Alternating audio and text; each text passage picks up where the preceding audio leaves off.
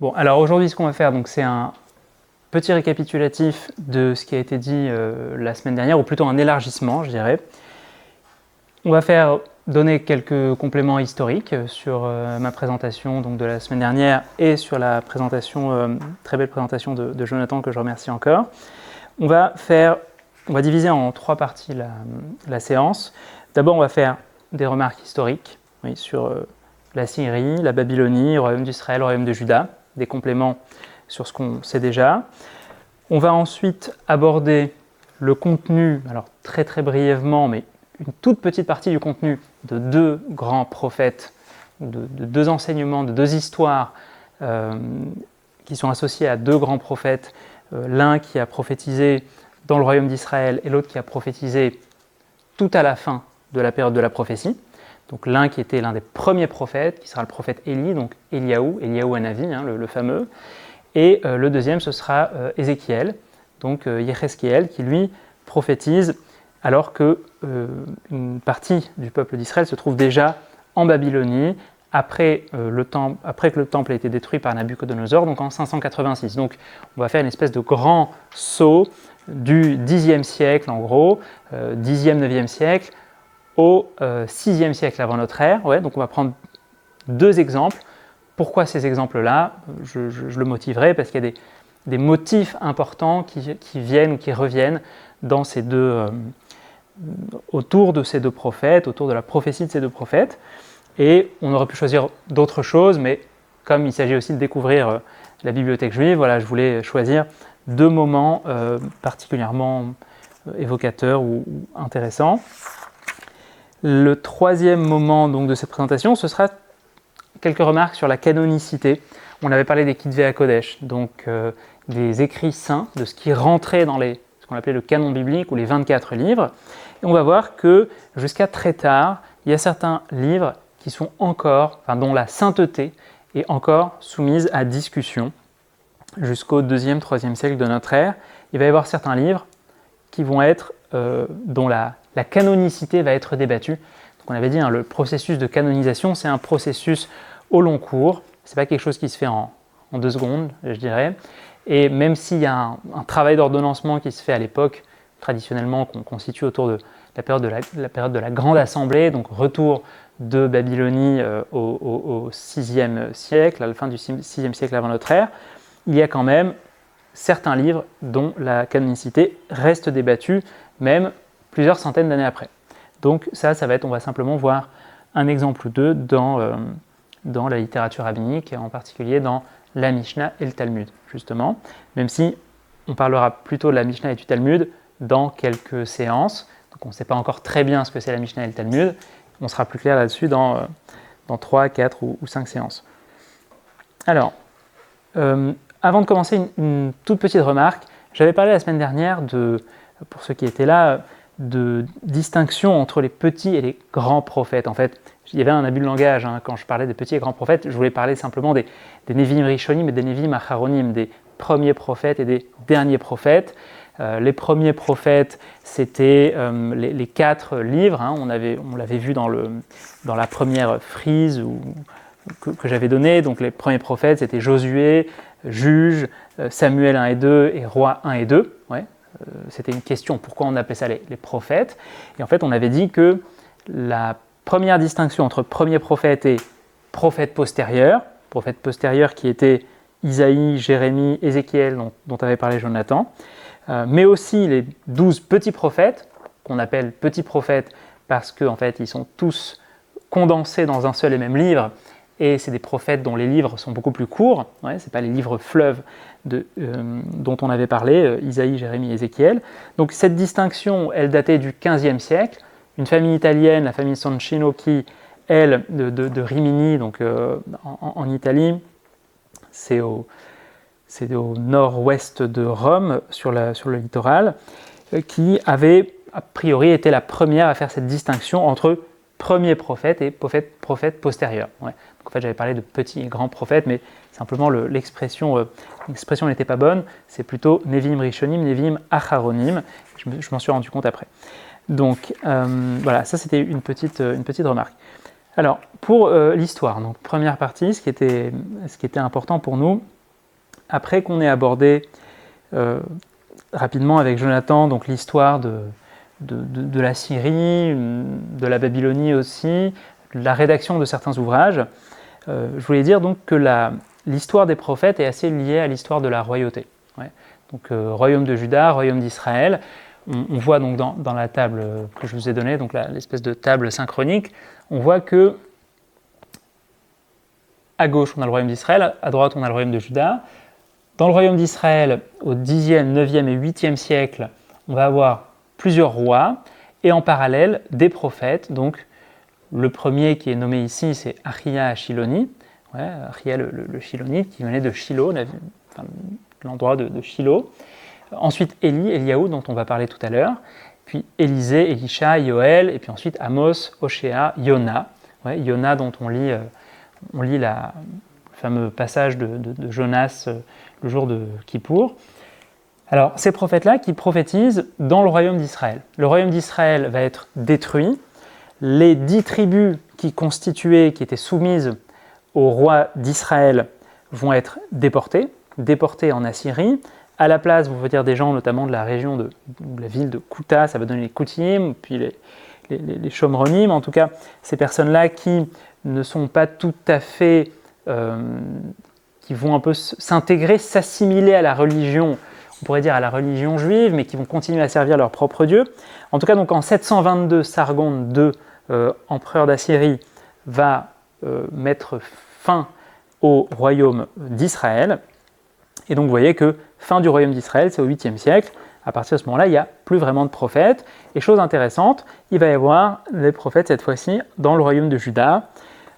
Là, on a en 758 ou 742 Yotam, Achaz, et en face les prophètes Isaïe et Michée, Yesharia et Micha, puis ensuite Ézéchias, etc., jusqu'à la fin du royaume du Juda en 586 avant notre ère. Et aujourd'hui, celui qui va nous intéresser, ça va être Ézéchiel, qui lui va prophétiser dans la 5e année du roi Jéhoiachin, donc en Babylonie. Alors, donc chose intéressante, avec la fin de la royauté d'Israël et de Juda, va aussi se terminer la prophétie. Il va y avoir des prophéties en exil, mais c'est l'exil qui suit directement la royauté, je pourrais dire. C'est-à-dire que Ézéchiel, il a vu aussi la royauté, et il a vu l'exil, et il est dans l'exil. D'accord ? Donc, je redis ce que j'ai déjà dit avant qu'on commence, mais chose importante, très souvent, enfin la plupart du temps, les moments de rupture donc dans la transmission vont aussi correspondre à des moments de crise politique majeure, et ce qui fait qu'on va passer de la période de la prophétie à la période de la sagesse ou de la chorma, notamment avec une figure qui va être peut-être la première à incarner ce passage-là, ça va être Ezra, le fameux Ezra à Sopher, Ezra le scribe, dont on parlera tout prochainement. Donc, si on fait un bref récapitulatif, le royaume d'Israël, il a duré à peu près 200 ans. Donc, on avait parlé de 925, le moment où Jéroboam fonde le royaume d'Israël, jusqu'en 722. 722, le moment où Sargon II va mettre fin, sonner le glas du royaume d'Israël et déporter les 10 tribus. Donc, à peu près 200 ans. Tandis que le royaume de Juda, lui, il a tenu à peu près, on pourrait dire 400 ans, en gros du 10e siècle, début du 10e siècle, jusqu'au début du 6e siècle, donc jusqu'en 586 avant notre ère. Alors, chose importante également à noter, aux alentours de 610 avant notre ère, ça va être également la fin du royaume d'Assyrie. Et on avait parlé des Assyriens, les Assyriens qui étaient responsables des déportations en 722, avec Sargon II. Les Babyloniens vont mettre fin au royaume d'Assyrie. L'empire babylonien était l'étoile montante de la région, et donc qui va faire tomber la ville de Assur ou Ashur en 614 avant notre ère, puis la ville de Nineveh en 612 avant notre ère, et en gros, vers 610-609 avant notre ère, c'est aussi l'empereur qui tombe au combat. et donc c'en est fini du royaume d'Assyrie, c'est désormais avec le royaume de Babylonie et l'empereur babylonien qu'il faut composer. L'apogée de la Babylonie, elle se fait sous Nabuchodonosor II, Nabuchodonosor II du nom, et c'est le Nabuchodonosor qui est cité dans la Bible, donc celui qui va détruire le temple de Salomon, le temple de Shlomo HaMelech, et qui va ensuite déporter une partie importante des Judéens, en fait, de la population judéenne, donc population qui habitait dans le royaume de Juda. D'ailleurs, le mot juif viendrait de là. Juif, ça vient de Juda. Juda, royaume de Juda. C'est pour ça que Manitou, Léon Ashkenazi, il préférait le terme de ivri, hébreu, parce qu'il trouvait que c'était plus originel. Il dit que Juda, c'est un moment de l'histoire. Mais avant d'être judéen finalement, on ne l'est qu'à partir du moment où il y a le schisme entre le royaume d'Israël et le royaume de Juda. Il dit qu'avant qu'il y ait ce schisme-là, c'est plutôt le terme d'hébreu qui est adapté. Bon, après, Manitou faisait tout un travail, Léon Ashkenazi faisait tout un travail de retour à la langue hébraïque originelle, à la pensée hébraïque originelle, donc il y a aussi quelque chose de philosophique dans ce retour-là. Ce n'est pas juste historique, mais c'est aussi un mouvement philosophique de retour aux origines, on pourrait dire. Donc voilà, ça c'est pour les remarques plutôt historiques. Alors maintenant, les prophètes. Dans les prophètes, on va s'intéresser donc à deux figures, comme je vous l'ai dit. L'un qui était dans le royaume d'Israël et l'autre qui était dans le royaume de Juda, ou plutôt qui a assisté à la destruction du royaume de Juda et qui a prophétisé en Babylonie. Ces deux figures, c'est Élie, donc Eliaou Hanavi, le fameux Eliaou qu'on appelle, qu'on acclame, que ce soit après Shabbat, c'est celui qui est censé annoncer la délivrance finale. Le fameux Eliaou aussi dont on évoque le nom quand on fait la Brit Mila, donc la circoncision. Bref, Eliaou Hanavi, on en entend beaucoup parler, mais c'est aussi un prophète d'Israël qui a dit certaines choses et qui a vécu certaines choses, et on va essayer de s'attarder sur un moment particulier dans l'histoire de Eliaou Hanavi. L'histoire de Eliaou Hanavi, on la trouve on commence à la trouver, en fait, la première mention d'Élie le prophète, c'est en 1 Roi, chapitre 17, verset 1. D'accord ? Donc, vous vous rappelez, on a 1 roi et 2 rois, donc Melachim Aleph, Melachim Bet, cette distinction qui était due, d'ailleurs, on avait dit que ce n'était pas quelque chose de juif, ça avait été fait par Étienne Langton au XIIe, XIIIe siècle, donc l'archevêque de Canterbury. Donc en tout cas, 1 roi et 2 rois. On trouve ça donc en 1 roi 17, et ça va aussi s'étaler un petit peu sur le 2 rois, donc le deuxième livre des rois. Alors, pour Élie, donc on va commencer avec ça. Donc Élie, il a vécu à l'orée du 10e, 9e siècle, avant notre ère bien évidemment. Il va se passer pas mal de choses avec lui, mais en gros, on commence à parler de Élie le prophète après qu'on parle des mésactions du roi d'Israël qui s'appelle Achab ou Achav. Achab ou Achav. La Bible, donc, dans le chapitre 16, décrit toutes les mésactions, toutes les erreurs, toutes les fautes du roi Achav. Il a notamment servi le Baal, il a servi la Ashéra. Le Baal et la Ashéra, c'est deux divinités de l'époque, de la région. Baal, c'est le dieu de l'orage, le dieu de la vie aussi, le dieu de la pluie. Ashéra, c'est une déesse, la déesse préposée à la terre de Canaan, on pourrait dire. C'est la déesse de la fertilité, de la terre. Et c'est une espèce, alors on traduit en français par Ashtart, mais c'est une espèce d'avatar de la déesse Ishtar. Ashtart, Ishtar, bon, il y avait une forte perméabilité des concepts, des divinités à cette époque-là, entre la Syrie, la terre de Canaan. Donc, pas évident de savoir si Ashéra c'est plutôt Ishtar, Ashtar, mais en tout cas c'est lié à cette déesse-là. Le culte de la Ashéra, il est décrié et dénoncé dans plusieurs endroits dans la Bible, dès la Bible, dès le Pentateuque. C'est en gros une espèce de service idolâtre qu'on faisait autour d'un arbre.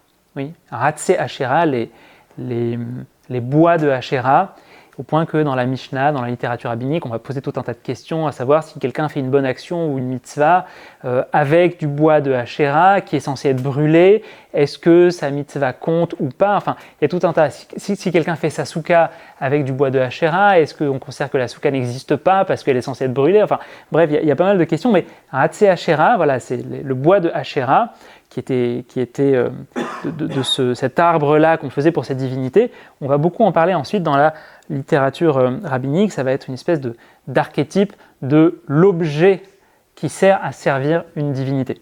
Ouais.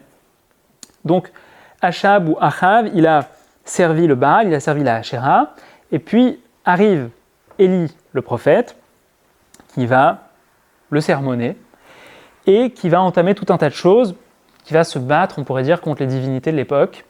Il va, alors je ne veux pas rentrer dans les détails, mais en gros, il va mettre à l'épreuve les prophètes du Baal. Ils vont préparer tous les deux, enfin, lui va préparer une espèce de monticule pour faire élever une offrande à Dieu. Eux aussi vont préparer quelque chose de ce type-là. Un feu va descendre du ciel, va consumer ce que lui a préparé. Et ça se termine sur le fait que les prophètes de Baal vont être égorgés. Oui, donc les prophètes de Baal, à savoir les prophètes qui étaient de connivence avec le roi d'Israël de l'époque, Achav et sa femme Isabelle ou Isével. Donc ça va finir sur une espèce de massacre je crois que c'était 300 prophètes du Baal par les Israélites qui se trouvaient là, qui ont assisté à un miracle et qui ont vu que le Dieu d'Élie, le Dieu d'Eliaou, c'était le Dieu véritable et qui donc vont accepter de tuer les prophètes idolâtres, ceux qui étaient responsables du culte du Baal. Alors, Élie va ensuite devoir fuir parce que Achav ou Achab va en parler à sa femme. Sa femme, c'est Isabelle la terrible, Isével, qui va ensuite, Élie va savoir que sa vie est en danger. Il va donc fuir au sud, fuir jusqu'à Beersheba, s'aventurer ensuite dans le désert. Il va trouver à manger miraculeusement dans le désert et il va ensuite marcher, alors c'est là que ça va commencer à nous intéresser, il va marcher 40 jours et 40 nuits dans le désert jusqu'à arriver au mont Horeb. En fait, c'est le mont Sinaï, le mont sur lequel la Torah a été donnée. Oui. Donc, la première chose sur laquelle je vais attirer votre attention, et ça va être avec le texte 1, c'est sur le fait qu'il y a une mise en résonance, en fait, ici, qui est faite entre l'histoire de Élie, le prophète Élie, et le don de la Torah, tout simplement, par Dieu à Moïse au Sinaï. Et on va voir qu'il va y avoir aussi un dévoilement qui va mettre en résonance, qui va créer un écho avec ce qu'on connaît du Pentateuque. Ouais. Et ça va être intéressant aussi dans la Bible, de façon générale, de comparer, quand il y a des motifs qui reviennent, de les comparer les uns aux autres, pour voir en quoi il y a des modifications. Parce qu'évidemment, celui qui rédige, le prophète qui rédige un livre prophétique, il connaît aussi, a priori, le Pentateuque. Oui. Donc, si les choses sont rédigées d'une certaine manière, c'est aussi que ça a un sens. On ne pourra pas l'étudier profondément, mais c'était quelque chose que je voulais qu'on voit ensemble. Donc voilà, si vous voulez, on peut prendre le texte 1. Donc, Eliaou, donc le prophète Élie, a fui. Il a marché dans le désert pendant longtemps, 40 jours, 40 nuits. C'est ce qu'on dit aussi sur Moïse quand il est monté pour aller recevoir les tables de la loi, qu'il a passé 40 jours et 40 nuits avant de recevoir les fameuses tables. Et va s'enchaîner une espèce de dialogue entre lui et Dieu. Alors, je lis très rapidement. Donc, texte 1, on est en 1 Roi, chapitre 19 a priori, et versets 9 à 13, même si j'ai mis 19-13, mais c'est chapitre 19, versets 9 à 13. Donc, Vayavo Sham el Amehara Vayalen Sham, donc une fois qu'il a marché pendant 40 jours, 40 nuits, il entre dans une caverne, Vayine Dvar Hashem Ela Vayomer Lom Alecha Po Eliaou, et une voix qui s'adresse à lui, une voix divine, qui lui dit « Que fais-tu là, Élie ?» Vayomer Kano Kineti Hashem Elohei Tsevaot, ki razvu beritecha ben Israël, et mizbechotecha harasu, et neviecha hargu becharev, vayivaterani levadi, vayivakshu et nafshi lekarta. En gros, il se plaint, il dit « J'ai été ils ont répudié ton alliance. Hein. On a dit que l'histoire d'Israël, c'était souvent un oubli de Dieu, puis un rappel, puis un oubli, puis un rappel, puis un oubli, puis un rappel. Hein, ça ne s'arrête jamais. Donc il dit, j'ai essayé de leur rappeler qui était le Dieu véritable, et aujourd'hui, je suis en danger de mort. Donc j'ai essayé de faire le bien, et je suis quand même en danger de mort à cause de ça. Vayomer, et donc Dieu lui dit, Vayomer tse ve'amad tabahar lifnei Hashem. Alors c'est assez particulier, il lui dit, sors et tu vas te tenir sur la montagne devant Dieu, voilà, comme si Dieu lui disait, va à un autre endroit où je serai plus présent.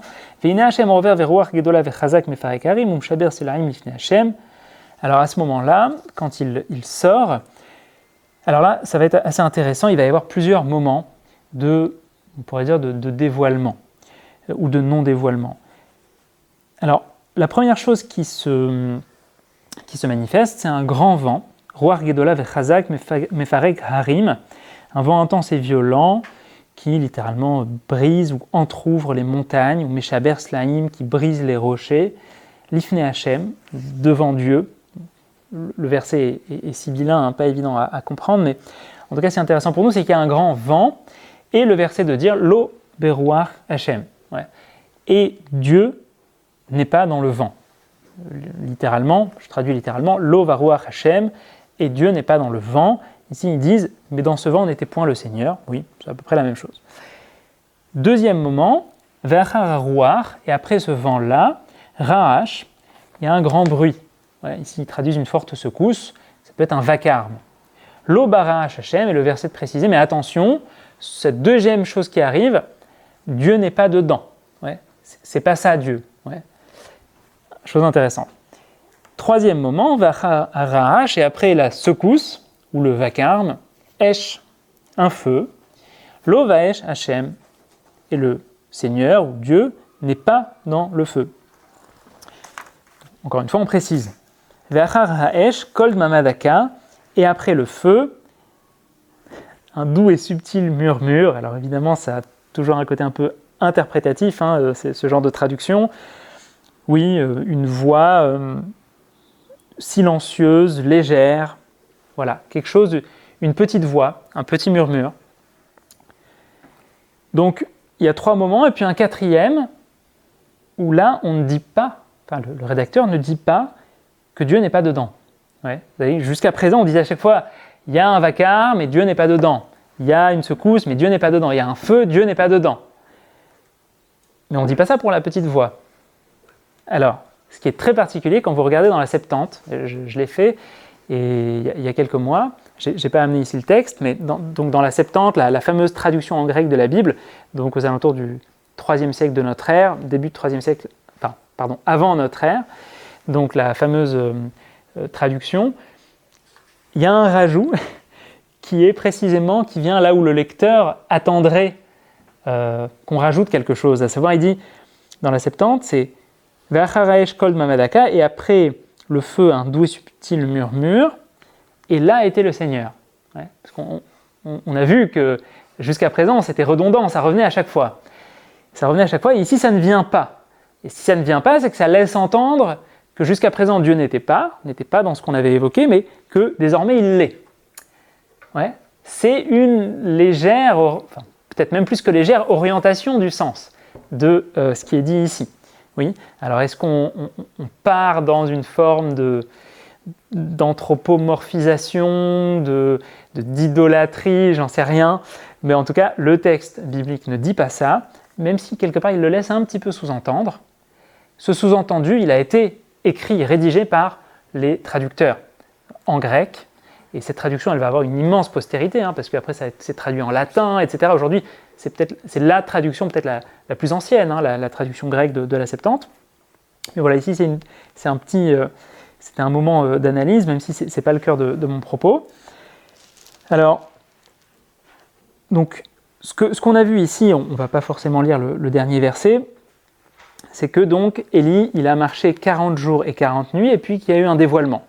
Donc on peut mettre ça en parallèle avec le dévoilement de Dieu au Sinaï, concrètement. Chose intéressante, et on va revoir ça dans le Deutéronome, En fait, c'était déjà écrit dans le Deutéronome quand Moïse revient sur le don de la Torah, quand il fait le résumé du don de la Torah, il dit à nouveau ce qui s'est passé. Dieu n'est pas visible, Dieu n'est pas identifiable. Quand il y a un dévoilement du type de celui qu'il y a eu au moment du don de la Torah, au moment du don des tables de la loi, avec le décalogue, les 10 commandements, ce n'est pas une vision qui se présente à Moïse, aux enfants d'Israël, ou à Éliaou Hanavi, ou au prophète Élie. D'accord ? C'est là-dessus que je voulais attirer votre attention. Et ça va nous orienter, même si on n'aura pas le temps de le développer dans le cadre de ces cours, mais ça va nous orienter aussi sur ce qu'on peut dire du rapport à Dieu. Alors on va lire tout de suite le texte 2 dans le Deutéronome, et vous verrez un peu mieux où je veux en venir.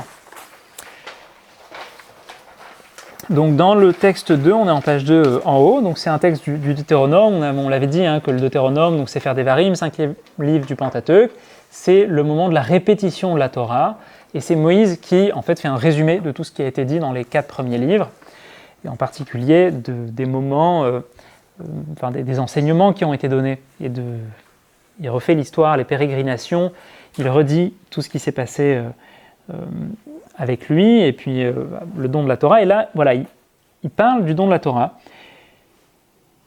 Donc je lis donc, versets 13 à 16, on est en Deutéronome, chapitre 4. Alors, Vayagel lachem et berito. Donc Moïse dit aux enfants d'Israël, Dieu vous a donné, ou dit, son alliance, promulguée, ici ils traduisent, Asher tiva etrem, qu'il vous a demandé d'observer, la rasot, aseret advarim, vayirtevem, pour faire les 10 choses, les 10 paroles, vayirtevem al shene luchot avanim, et il les a rédigées sur les tables de pierre. Alors, c'est Dieu qui rédige les premières tables, c'est Moïse qui rédige les secondes, parce que les premières tables sont cassées, donc c'est Moïse qui va rédiger les secondes. En tout cas, les premières tables, c'est Dieu qui les écrit lui-même. Ktuvim be'etzba Elokim, qui sont rédigées par littéralement le doigt de Dieu. Et Moïse continue, Veotit siva Hashem ba'etai, et Dieu m'a ordonné en ce jour-là, ce moment-là, les lamed etrem, de vous enseigner chukim mishpatim la rasotrem, des lois et des statuts pour que vous les fassiez, la rasotrem otam, ba'aretz sur la terre asher atem ovrim sham alerishta, dans le pays où vous allez pour en prendre possession. Et là, c'est le verset qui nous intéresse en particulier. Venishmartem meod le nafshotechem. Je vais traduire littéralement. Et vous garderez beaucoup pour vos âmes, ou vous ferez très attention à vos âmes, à vos esprits. Ici, ils traduisent, prenez donc bien garde à vous-même, pour vous-même. Nefesh, ça peut être aussi une façon de parler de soi, ou de soi-même, vous-même. Donc, Venishmartem meod le nafshotechem kiloreitem kol temuna, car vous n'avez vu aucune figure. Beyom diber Hashem alechem, le jour où Hashem, le Seigneur, ici traduisent, Dieu vous a parlé, Bechorev mitoch haesh, sur le Choreb. Donc le Choreb, c'est le même lieu où Élie, le prophète, se trouve, au moment où Dieu lui parle, et au moment où il entend cette petite voix finale. Donc vous n'avez rien entendu le jour où Dieu vous a parlé sur le Choreb, alors qu'il était sur le Choreb, mitoch haesh, au milieu du feu. Ok ? Donc, en gros, ce que Moïse dit aux enfants d'Israël, vous avez entendu plein de choses, mais vous n'avez rien vu. Faites très attention, vous n'avez rien vu. Et puis après, il continue, pentashritun, varasitem lachem pesel temunat kol samel, de peur que vous ne vous pervertissiez, que vous fassiez des idoles, pesel temunat kol semel, de représentation ou symbole, tavnit zachar nekeva, une image d'un individu, d'un mâle ou d'une femelle. Faites très attention à ne pas tomber dans l'anthropomorphisme en vous disant mais on avait vu quelque chose, ça ressemblait à quelque chose qu'on avait vu, enfin quelqu'un nous a parlé, quelque chose nous a parlé, mais ça avait bien une image. Alors faisons l'image, représentons ce qui nous paraît ou ce qui nous semble avoir été vu. Il dit faites extrêmement attention à vous. C'est des termes extrêmement forts. Venishmartem meod le nafshotechem, il y a une redondance. Vous garderez beaucoup pour vous-même, pour vos âmes. Vous ferez extrêmement attention à ne pas tomber dans ce travers-là. D'accord ? je voulais insister sur ce motif-là qui revient, alors qui est présent dans le Deutéronome, mais qui revient, il me semble, aussi dans ce fameux moment qui est très important dans le dévoilement de Dieu à Élie, au prophète Élie, où dans ces deux moments, Dieu n'est pas représenté, n'est pas représentable. Dans le Deutéronome, on nous dit clairement, faites attention, vous n'avez rien vu, c'est Moïse qui le dit, et dans 1 Roi, c'est tel que c'est décrit, à aucun moment on peut dire Dieu est quelque part. Ouais. Le texte ne dit pas Dieu est dans la voix. La seule chose que Élie entend à la fin, c'est une espèce de voix, de petite voix, mais c'est seulement une voix. C'est rien de plus. Il ne voit rien. Ouais. Il n'y a pas une image, il n'y a pas une représentation. Et à mon avis, ça dit beaucoup de choses, ça doit nous faire réfléchir sur notre rapport au divin, en fait, de façon générale. Et quelque part, et c'est en ça que je le lis à la Torah Sheba'al Peh, à la Torah orale, si on considère que le déploiement de la Torah orale, on a dit, Torah écrite 24 livres, puis après Torah orale 100 000 livres, oui, ça va être des interprétations, des réinterprétations. On peut définir la Torah orale de plein de manières, mais si on la définit comme aussi une tentative quelque part de cerner Dieu, ou de cerner plutôt la parole de Dieu, il va y avoir quelque chose qui est toujours en mouvement. On va peut-être jamais être capable tout à fait de cerner, d'attraper avec un système théologique efficace, d'attraper le divin et de pouvoir dire voilà, c'est ça. Voyez, ça va toujours être remis en question, remis en cause.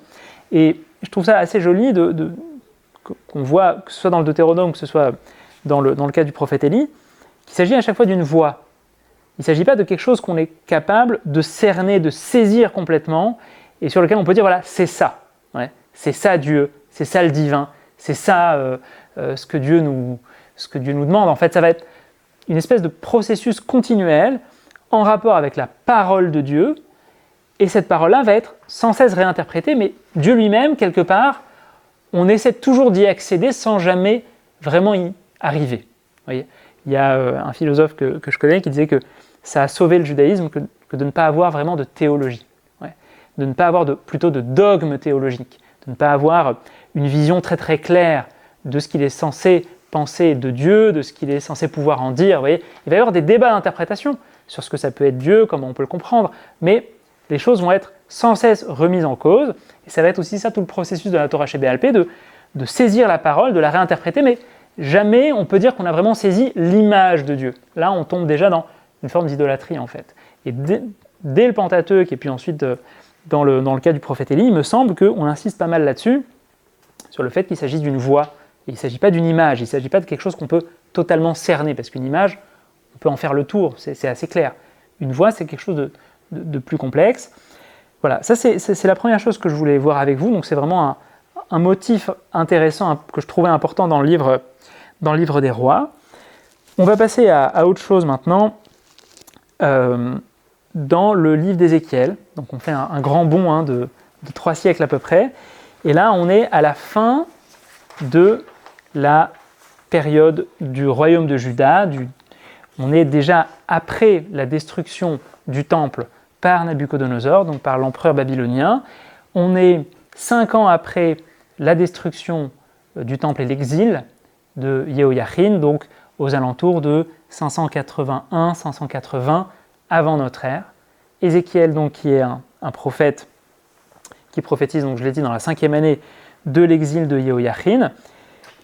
Et sa prophétie va consister à dire pas mal de remontrances au peuple d'Israël. Il y a aussi des paroles de consolation dans Ézéchiel. Il y a également une vision du temple à venir, du temple futur. Et nous, ce qui va nous intéresser, parce que ça va avoir une immense postérité, ça va devenir une espèce de paradigme duquel on ne pourra pas se défaire dans la littérature rabbinique notamment, ça va être la fameuse vision du Sha'ar, ou Marasé Merkava.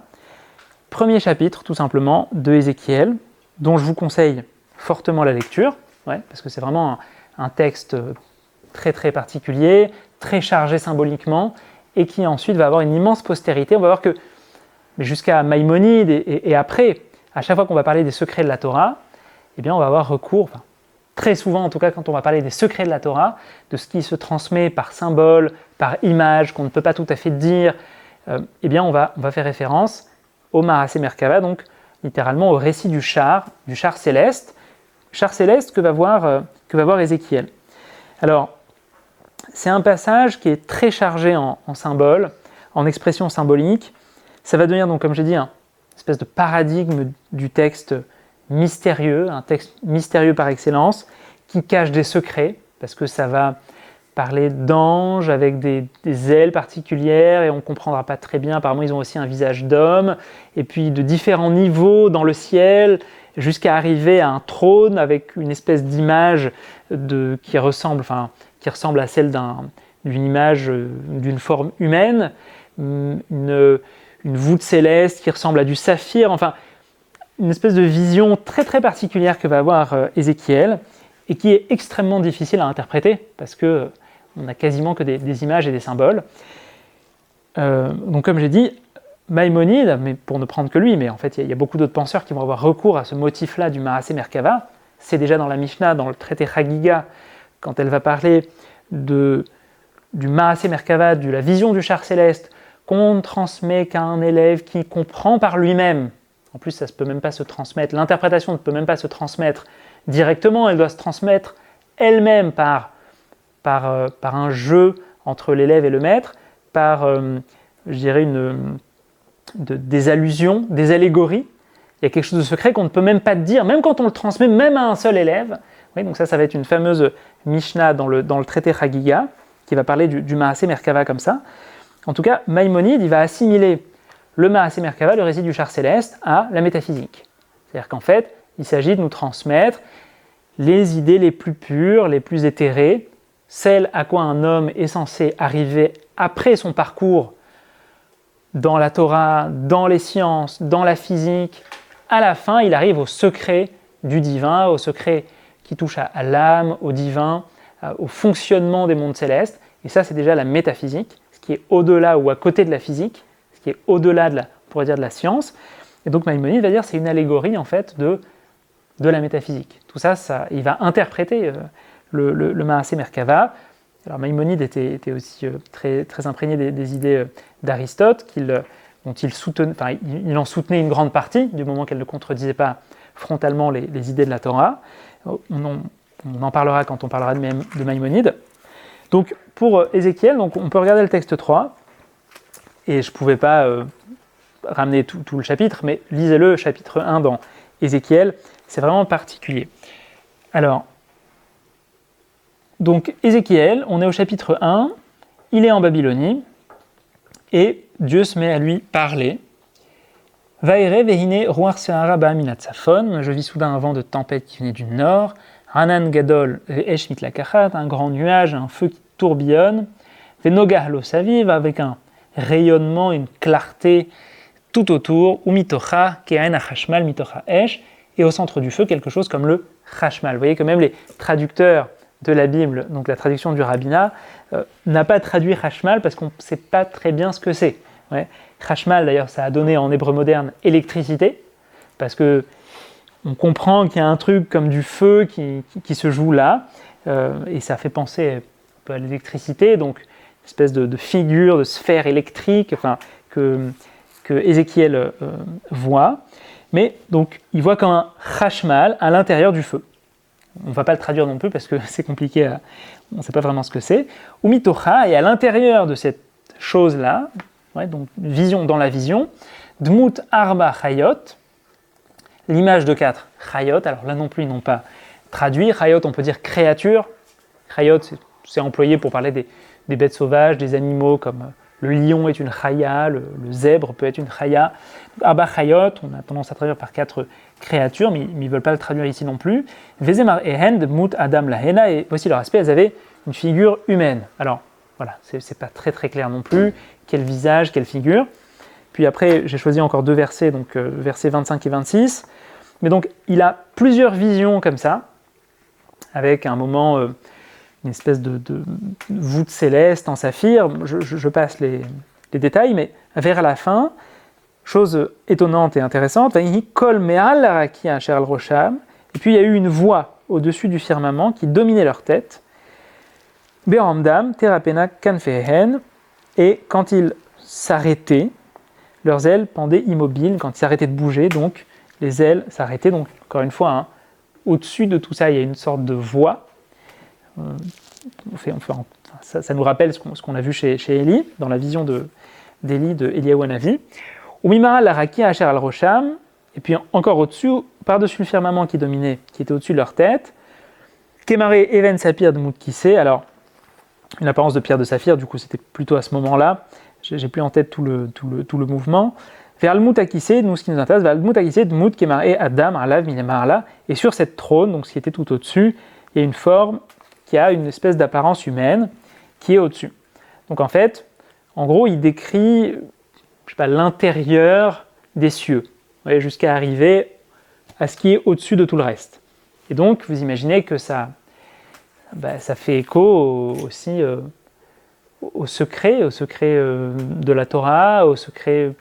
Enfin, il y a quelque chose comme ça de très mystérieux, une forme de percée qui est faite par Yéhézkiel dans sa vision en tout cas, et on a l'impression qu'il touche sa vision touche au cœur de ce qui est le plus essentiel dans la Torah, dans la réalité. Ouais, c'est un regard en fait très perçant qui part de ce monde-ci jusqu'à ce qu'il y a de plus profond dans la réalité mondaine. Donc ça c'était deuxième texte que je voulais qu'on voit, simplement parce que c'est un texte qui est très beau, très important, et que vous pourrez regarder de votre côté. Alors, donc on a vu très brièvement deux passages importants, un dans 1 roi avec le prophète Élie, et l'autre dans Ézéchiel chapitre 1, et donc je vous invite à lire pour la suite. Je voulais maintenant qu'on avance sur le troisième moment, et puis on terminera là-dessus, et puis après s'il y a des questions, vous n'hésitez pas. Sur la question de la canonicité, alors on passe un peu à autre chose. La canonicité, on a dit que les œuvres ne devenaient pas forcément canoniques par elles-mêmes, ou en tout cas qu'il pouvait y avoir des débats autour de la canonicité ou de la sainteté des œuvres. On avait dit qu'une autre façon d'appeler le Mikra ou la Bible, c'était de parler des Kitvei HaKodesh, des écrits de sainteté ou des écrits saints.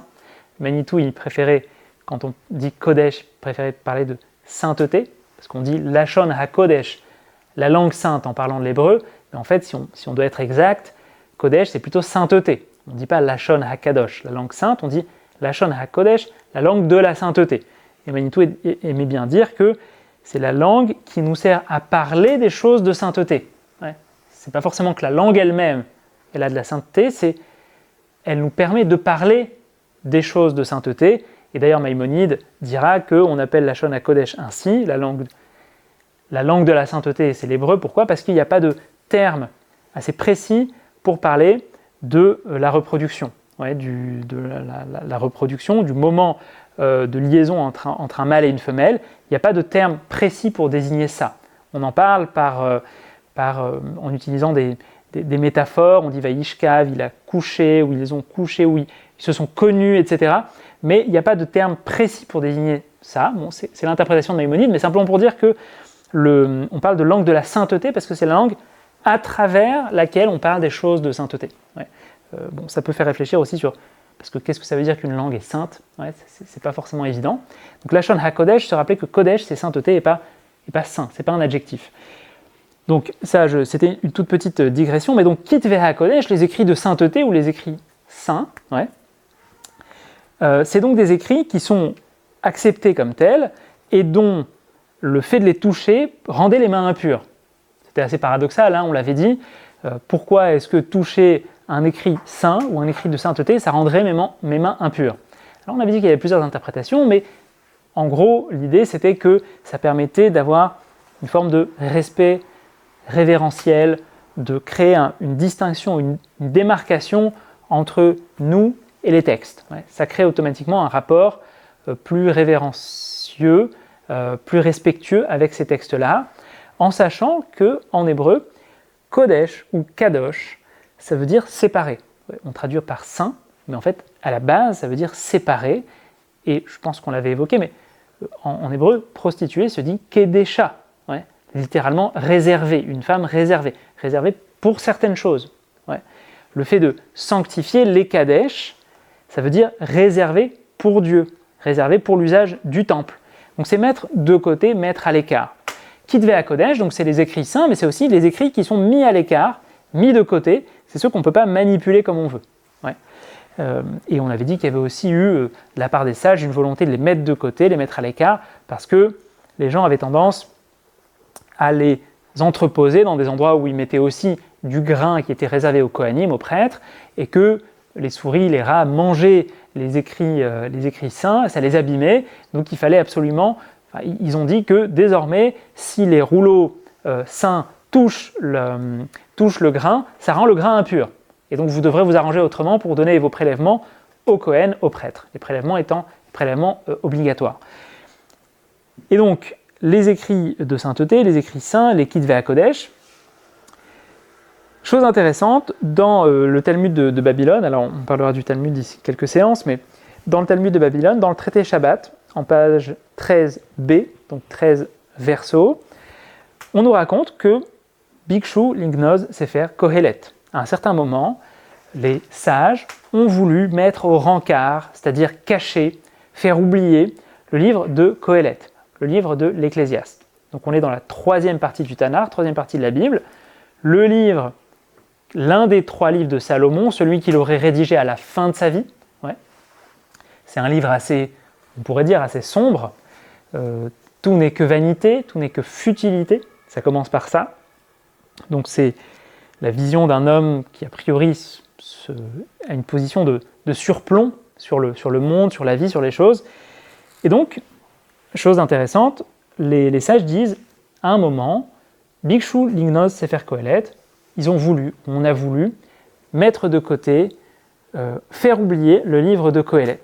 Ouais. Donc en fait, comme on faisait, vu qu'il n'y avait pas autant de livres qu'aujourd'hui, on ne le lisait plus dans le Beth Midrash. On mettait les rouleaux disponibles, on les mettait de côté. Tout simplement, on les rangeait, on les mettait de côté, les gens n'avaient plus accès au texte, et tout simplement, ça s'oubliait. Ouais. Donc Bikshu Lignoz Sefer Kohelet, et pourquoi ?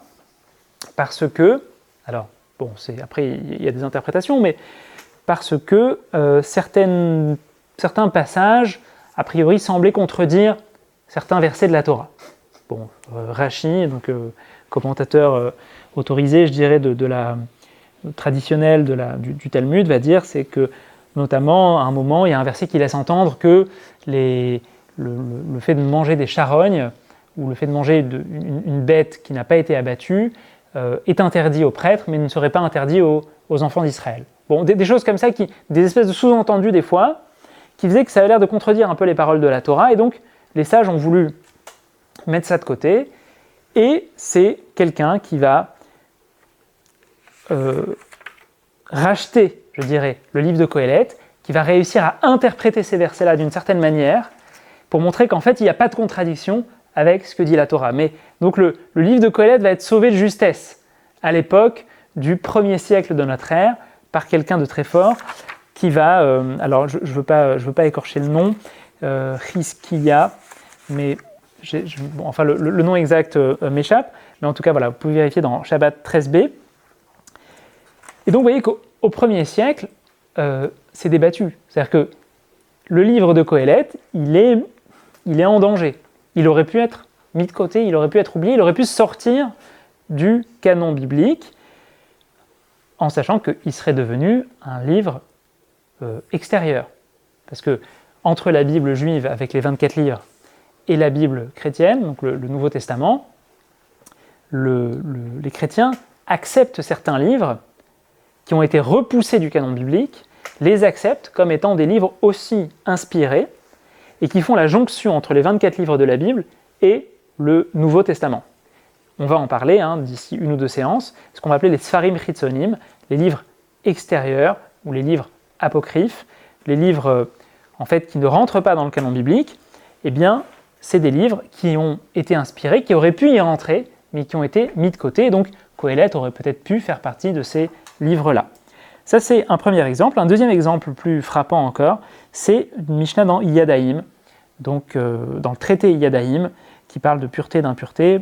Yadaïm, ça veut dire les mains. Ouais, c'est ce que les mains peuvent toucher, toutes les dynim, les lois relatives à la pureté et à l'impureté des mains. Donc ça, c'est dans le texte 4.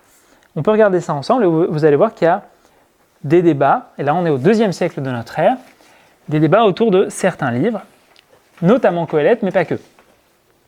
Alors, je vais lire très rapidement, donc texte 4, si vous voulez.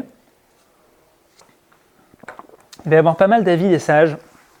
Donc on est au 2e siècle, des sages de la Mishnah. Kol kitve hakodesh metam in et hayadaim. Donc c'est à partir de là où il y a le petit encadré en rouge. Hein. En anglais et en hébreu, c'est pas tout à fait, c'est pas exactement au même niveau. Kol kitve hakodesh metam in et hayadaim. Tous les livres saints, tous les écrits saints ou les écrits de sainteté, metam in et hayadaim, rendent impurs les mains. Donc à partir du moment où quelque chose est appelé qui fait partie de cette appellation-là, ou rentre dans cette appellation-là, eh bien, ça rend impur les mains. Maintenant, on va se poser la question, qu'est-ce qui est appelé Kitve HaKodesh ? Oui. Apparemment, il y a des livres qui ne méritent pas forcément, ou en tout cas, dont l'appellation, enfin, dont la possibilité qu'on a de donner cette appellation à ces livres est débattue. Shir HaShirim ve Qoheleth, Metam in et hayadaim, le Cantique des Cantiques et l'Ecclésiaste rendent les mains impures. Ça veut dire, ils sont saints. Donc, 2 livres écrits par Salomon. Rabbi Yehuda Omer, Rabbi Yehuda dit, Shir HaShirim metamet hayadaim, le Cantique des Cantiques rend les mains impures, ve Qoheleth, Marloket, mais l'Ecclésiaste, c'est débattu. Donc, le Cantique des Cantiques, c'est bon. Vous voyez que même si on dit c'est bon, c'est qu'on aurait une avamina, on aurait pu penser que non. Le fait qu'on ait besoin de le dire pour Shir HaShirim, c'est déjà qu'il y a quelque chose là-dedans qui aurait pu être, qui aurait pu nous le faire mettre de côté. Oui, alors, c'est vrai que quand on lit Shir HaShirim, on voit que c'est une espèce d'histoire, d'amour, de personnes qui se cherchent, qui ne se trouvent pas vraiment. C'est un texte qui est, on pourrait dire, un texte amoureux. Et en première lecture, on a un peu de mal à trouver la sainteté là-dedans. Oui. Alors, on va voir. Rabbi Akiva va avoir beaucoup d'estime pour le livre de Shir HaShirim. Rabbi Yossé Omer, Rabbi Yossé dit Qoheleth eno metamet hayadaim ve Shir HaShirim machloket. Rabbi Yossé, il a la vision, il dit le contraire en fait. Hein. L'Ecclésiaste, c'est saint, mais le Cantique des Cantiques, c'est débattu. Rabbi Shimon Omer, Rabbi Shimon dit Qoheleth mekule bet Shammai ou mechumre bet Hillel. Rabbi Shimon dit l'Ecclésiaste, les gens de la maison de Shammai, et puis on en parlera d'ici 4 ou 5 séances, mais c'est une école importante fondée par Shammai au 1er siècle de notre ère. Donc là-dessus, l'école de Shammai est légère, c'est-à-dire elle y accorde une certaine valeur, ou mechumre bet Hillel, et le contraire pour Bet Hillel, ou plutôt du côté de Bet Hillel, on a tendance à le considérer comme un livre saint, et donc on fait comme si c'était un livre saint, on n'est plus, on s'astreint. La Khumra, c'est le fait de, je ne sais pas quel pourrait être le terme adapté pour Khumra, le fait de, bon, Khumra, c'est en gros en faire, dans un doute, dans le cas d'un doute, quelqu'un qui est mahmir, c'est quelqu'un qui en fait plus. Vous voyez, tandis que quelqu'un qui est mekel, qui allège, c'est quelqu'un qui en fait moins. Vous voyez, qui littéralement allège ou au contraire aggrave. Donc ça c'est la différence entre Kula et Khumra.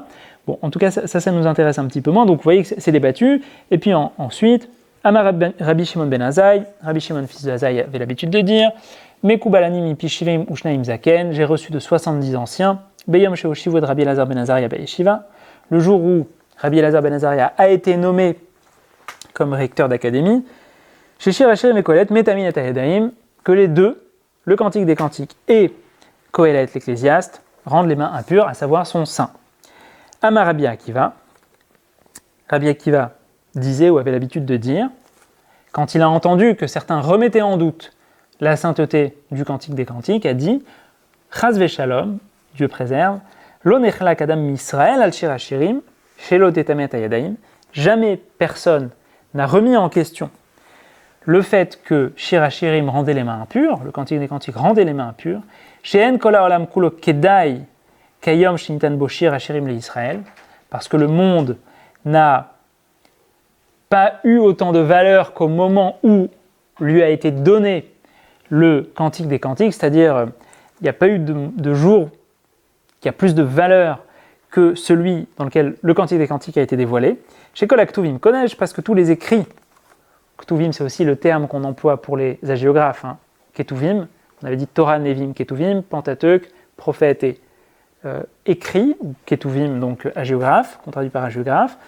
Chez Kol HaKetuvim Kodesh, parce que tous les hagiographes, ou alors tous les écrits, sont saints. Les Shir HaShirim, Kodesh Kodashim, et le Cantique de Cantiques, c'est le saint des saints. Ouais. Donc par rapport à tout le reste, il a une double sainteté, il est encore au-dessus. Ve'im nechleku, lo nechleku ela al Kohelet, et si discussion il y a eu, c'était sur Kohelet, c'était sur l'Ecclésiaste.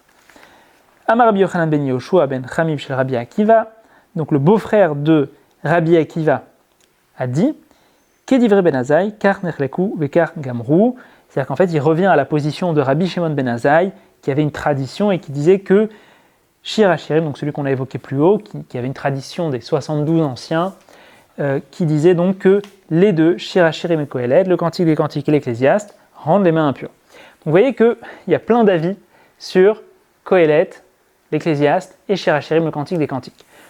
C'est vrai que ces discussions ont lieu surtout autour des hagiographes. Si je ne dis pas de bêtises, le seul prophète sur lequel il peut y avoir une petite discussion, notamment celle que j'ai évoquée dans le Talmud de Babylone, Shabbat 13b, c'est sur Yecheskel, parce qu'il y avait des passages qui avaient l'air de contredire des paroles de Torah, donc à un moment sa légitimité quelque part a été remise en cause. Si on n'avait pas réussi à interpréter convenablement certains versets dans Yecheskel, ça aurait pu être nignaz, ça aurait pu être mis de côté. Donc c'est surtout dans les Ktuvim, dans les hagiographes, qu'il peut y avoir encore, au 2e ou 3e siècle de notre ère, des débats. Donc tout ça pour dire que la canonisation, c'est un processus, et donc ça va se figer concrètement vers le 3e siècle de notre ère. Alors, on a terminé. Pour un petit bilan, donc ce qu'on a fait aujourd'hui, c'était faire des points historiques en complément de l'intervention de Jonathan la semaine dernière. On avait parlé, donc on a fait une espèce de récapitulative, royaume d'Israël, royaume de Juda, royaume d'Israël 200 ans, royaume de Juda 400 ans à peu près, exil, destruction du temple en 586 avant notre ère, prophétie encore un petit peu de Ézéchiel, Chagai, Zecharia et Malachi qui vont être les 3 derniers prophètes et dont les récits sur Chagai, Zecharia et Malachi vont être dans ce qu'on appelle les Tréhassar, dont on n'a pas vraiment parlé, mais donc les prophètes mineurs, le petit livre, le livre qui comporte les histoires sur les 12 prophètes, Oshéa, Yoël, Amos, Ovadia, etc. Et donc qui est en fait un petit livre dans lequel on parle de ces prophètes-là qui sont dans lesquels à chaque fois il y a peu de chapitres, dans les livres desquels il y a à chaque fois peu de chapitres. Donc, fin de la prophétie. À partir de 586, donc exil en Babylonie, on est au moment de la fin de la prophétie et passage à l'ère de la sagesse des Chachamim, et va émerger une figure, dans un retour de Babylonie qui va s'amorcer, va émerger une figure qui sera la figure de Ezra, qui est peut-être le premier grand sage et qui va initier aussi un retour à la Torah. On va certainement l'évoquer, un retour à la Torah, un retour à la lecture de la Torah, et qui va fonder ce qu'on appelle la Grande Assemblée, qui va poser les bases de Knesset Agdola, la Grande Assemblée, au moment du retour de Babylonie vers Israël. Et c'est à eux qu'on accorde traditionnellement, à cette Grande Assemblée, la canonisation, ou au moins le début de la canonisation, des œuvres des prophètes qui ont précédé, et forcément aussi du Pentateuque. Alors, donc, on a fait un point historique, on a aussi parlé de Eliaou et de Yecheskel. Donc, Élie et Ézéchiel, on a vu 2 moments dans leur pérégrination, on va dire, qui me paraissaient particulièrement intéressants. On aurait pu en choisir d'autres, mais ces moments-là me paraissaient importants. On a donné aussi quelques idées, quelques pistes de réflexion sur le rapport au divin, sur le fait qu'on ne pouvait pas capter, pas saisir la divinité, et que quelque part, tout le travail de la Torah chez Béalpé, de la Torah orale, ça va être cette espèce d'évolution perpétuelle et permanente, d'essayer de dire des choses, mais sans jamais totalement les saisir. Ça va être des interprétations, des réinterprétations, des débats toujours qui ne s'en finissent pas et qui, espérons-le, si Dieu veut, ne finiront jamais. Donc voilà, on a évoqué aussi quelques réflexions, notamment en traitant de la vision que n'avaient pas eu les enfants d'Israël au mont Chorev, et de la vision que n'avait pas eue Élie au moment où Dieu lui a parlé, parce qu'à chaque fois, ils ne voient rien, ils ne font qu'entendre. Ouais. Et c'est pour ça que Moïse dit aux enfants d'Israël, faites attention, vous n'avez rien vu, ne tombez pas dans l'idolâtrie, vous n'avez rien vu. Et dans le monde des idées, ne tombez pas dans l'idolâtrie, ça veut dire ne figez pas votre pensée, ouais, parce qu'on peut être idolâtre dans la pensée aussi.